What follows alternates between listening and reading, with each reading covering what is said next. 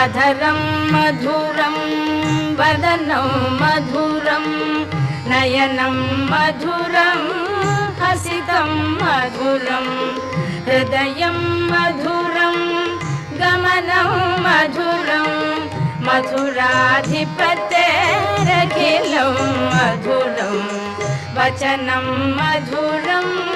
चरितं मधुरं वसनं मधुरं वलितं मधुरं वचनं मधुरं